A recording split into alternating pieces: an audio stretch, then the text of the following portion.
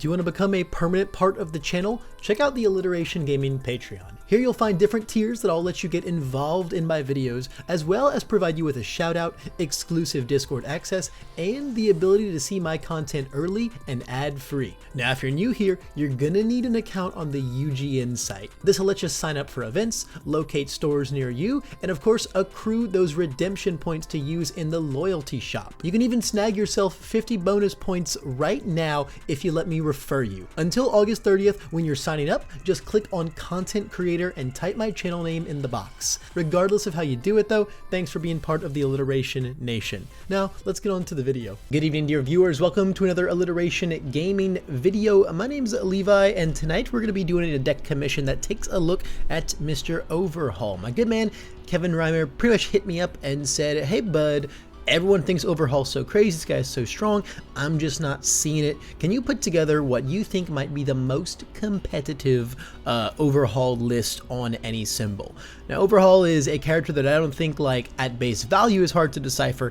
I do think his most competitive symbol is probably Life, because he gets the most card draw, and I think he's one of the best players of repeated Smash, and I kind of think that this meta might just be defined by who can play repeated and rejuvenated, like, in the best way possible, or even both, right? And then maybe maximum Overhaul comes into question there too. There's just a lot of like really hardcore power attacks. I think these are three of like the craziest moves with the set 5 logo on them, and Overhaul I think is very good at playing them. So I went with Life for this most competitive route. I'm also certainly not a Life player though, so there's a lot of things that like just might not be here. Probably more so a lot of like just like tech pieces and little Life answers and stuff. But the core concept of this list, I think, is probably what we're going to see from a lot of the most competitive Overhauls coming up, at least as far as I think so. Now, given that kind of the inspiration for this commission was, I don't see what makes Overhaul so strong, let's actually go over Overhaul a little bit more than we normally would on our character card and these things. This guy is really crazy if you can feed him, right? Once per turn, we can build a card. Both turns, we are building two free foundations, right? They're coming from our hand, right? Imagine this says discard a card, build a foundation, right? But of course it's even better because we get to stack specific things down there, because we also get to play our foundations. We get to attack with them and we get to block with them, or if they're actions, we get to do cool things with them. And this is every turn cycle, right? So if you're finding, you know, enough card draw to supply that through things like, you know, passing the torch, new training method also gives you more cards. You know, blood evaluation is going to give you cards.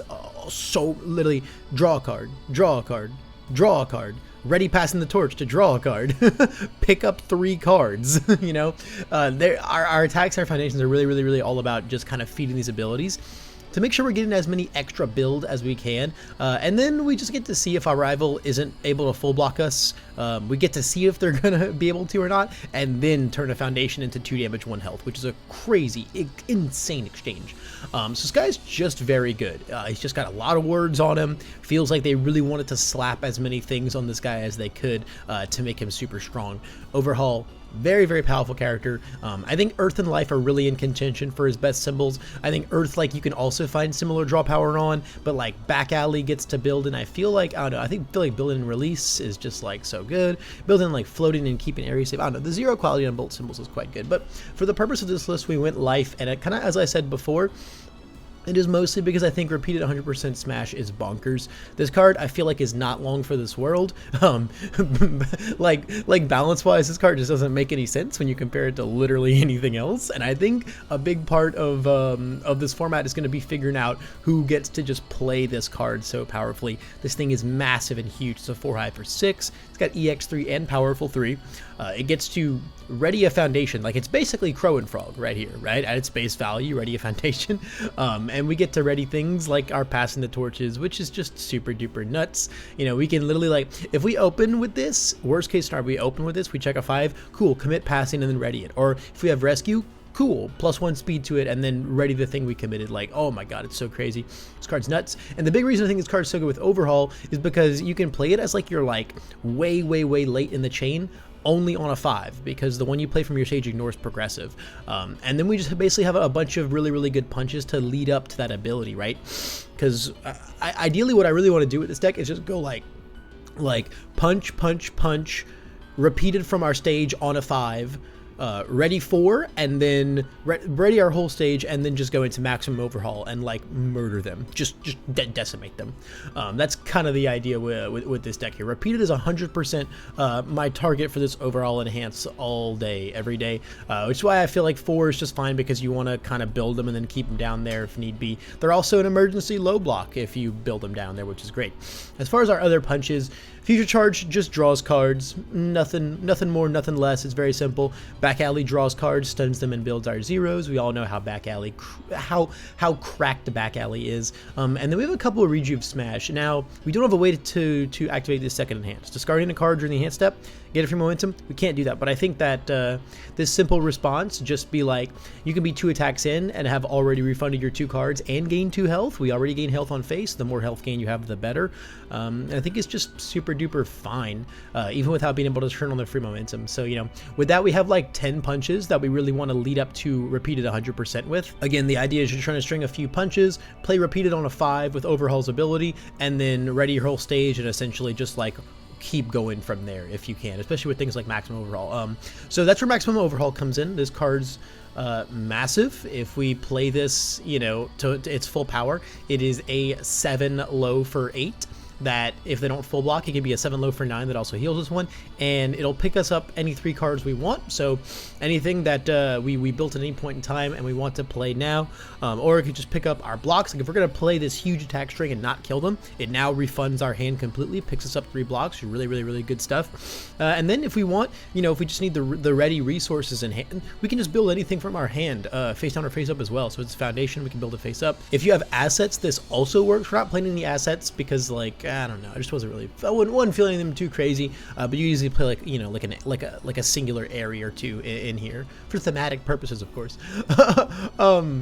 But yeah, this card is just nuts, man. This card's nuts. It debuilds you 3, but then you're getting all those cards into your hand, and you're getting 1/1 for each of them, and then you can build 1 right back in a ready state, if you will. Like this card's really nuts. Now, as far as the other few attacks in our deck, I have a few Tongue Whips in here because I think Tongue Whip's just like a hardcore staple, and I've got a Tetra Terror Onslaught because I think this card's really good. When you're someone who can, because obviously, like, when you echo it, right, it's going to get the -1 difficulty and +2 speed. But if you're someone who can initially play it from anywhere other than your hand, like Overhaul or any of his boys, card gets even better. Being able to send a 4 diff, 6 high for 4 echo move twice, that's already just like insanely well statted. On top of that, it has an ability that just says I can go grab Tongue Whip, which is really crazy. Or even Future Charges if you're trying to set up that. Ideally, the Tongue Whips and the Tetra Terror are kind of here to be like 4 alternate cards that you can open with that are very good, because like you always want to open with your Echo attack, right? And then you don't mind opening with a Tongue Whip because it's going to set up the speed for all your future moves. You know, in a deck that didn't have other ways to kill people, we would want to like open and close, or just close with a Tongue Whip. But we have plenty of other ways to kill people, so just opening with a Tongue Whip here, super fine. And yes, these 4 cards aren't punches, but this is going to flip itself face down anyway. And then this is not a punch, which means you're going to get 1 less ready if you do a repeated string that turn, but that is also just super fine because these cards are highly impactful. And that's kind of the attack lineup in a nutshell. It's really simple, straightforward. Punch them, ready your whole stage, overhaul them like crazy daisy. The foundations are really just a good life symbol pile. We have a huge amount of zeros to build with Back Alley. Releases because we do need some of that good old life symbol defense. Tight lip because it's, you know, it's tight lipped, man. Just seems fine. 3 floating is enough. We just want a lot of you know, a reasonable amount of repeated 1 damages to put on all of our moves to do those life symbol string things, and then keeping Aries safe is just some nice little stun protection. I've got triple note taking in here because I did start struggling for low blocks at some point. I got them really balanced now, so maybe this is not as important, but I do think that 2 speed to like these really scary punches, especially like these 2, man, really nice. Self-sacrifice, again, I was struggling with low blocks, and we just really want those repeated +1s, man. Being able to weaponize your stage is too good. I got a few high value targets in here because like my 2 diff slots ended up being kind of cramped, so I couldn't really fit in a lot of the like super quality like speed reduction there. So I ended up going for something like high value target to keep my spam count up and the low blocks for passing, because we want to draw. There's no such thing as having dead cards in hand as Overhaul. You are trying to build an extra one from your hand every single back and forth turn, unless you're like really worried about going into deadlock. So 4 passing's a must. 3 new training methods for like the exact same reasons, literally the exact same reasons.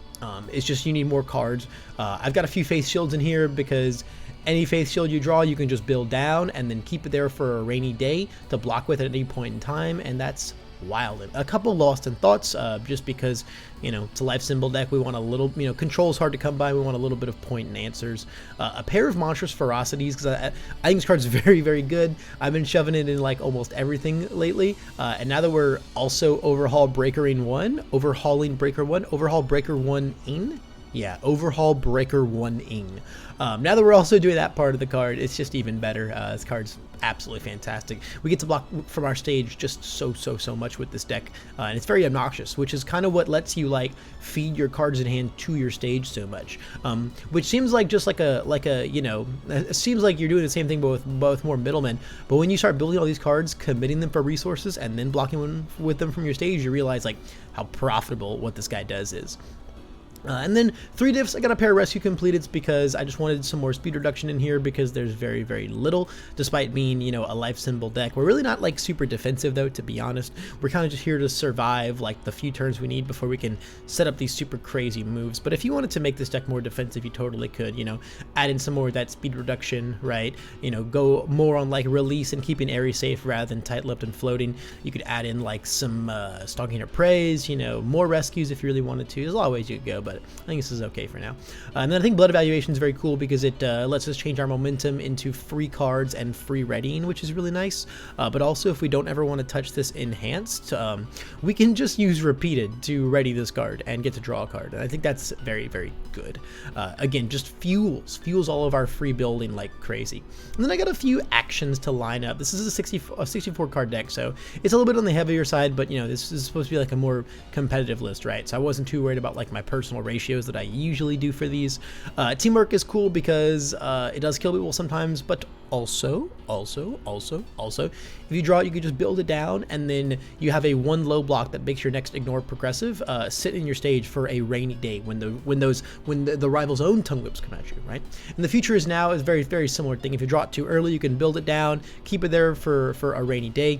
You can do really sick things with this card, like being able to go like Repeated on a 5 as like your like 4th card or so, being able to ready your whole stage, then like play a Future Is Now, and then like play like, you know, your 7th card or whatever at that point in the pool on just like its base 5 difficulty, your maximum overhaul here. Like the strings that you get to make sometimes with this card are really crazy. Having 2 instances of your attack ignoring progressive. I know you actually have to play the Future Is Now. Essentially this card just says turn the difficulty of your current attack or the one you want to play into a 3 diff and then give it 2/2, which is super fine. Even when this card's not doing like ridiculous staff strike, draw a million card plays, like this card's just very, very solid, especially when we can just keep it down there in our stage for whenever we want to play it with our Overhaul enhance here. Also, maximum overhaul coming in with 2/2 is really crazy. It makes it a 9 low for 10, which is just horrific.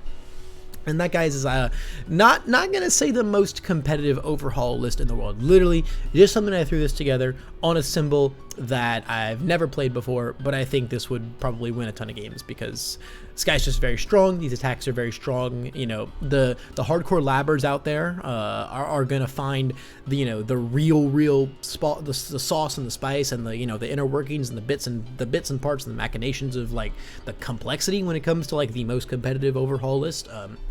But for now, I think this is just a really good place to start. If you're like looking to run to an events and, you know, upgrade your overhaul starter deck, you got to buy like, you know, 18 million secret rares, I guess, and like these provisional cards. But aside from that, if you get your hands on all of those, you're just like ready to slam, right? You're just super ready to go from there.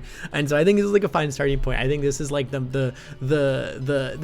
are like the 2 slices of bread and the meat for the competitive overhaul sandwich. The toppings will be figured out one day, but I think this is a really like your foundations might look a little different. Your tech pieces pieces will look a little different, but like I think the core of like these attacks, these are a lot of the things that you're going to be doing. I think it really all starts and ends with repeat at 100% and maximum overhaul working together to just do heinous things. And that's what this overhaul deck is here to do, is heinous things. That's gonna be it for this video, guys. Thanks again to Mr. Reimer for commissioning this bad boy from me. If you want to do something just like that, as always, my Patreon is linked down below, and you can check out my video commission tiers.